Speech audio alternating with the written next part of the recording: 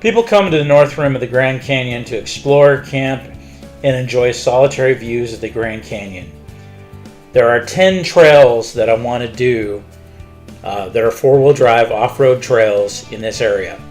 In order for us to do this, we had to buy a camping trailer so that it could be part of a camping trip.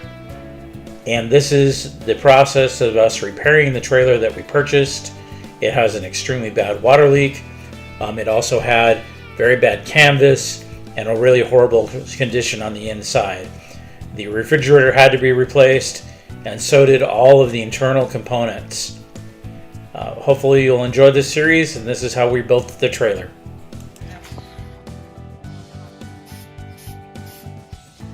So if you like this video, please give it a thumbs up, like, share, and subscribe. And turn on that notification button so you can be the first one to see it when it posts.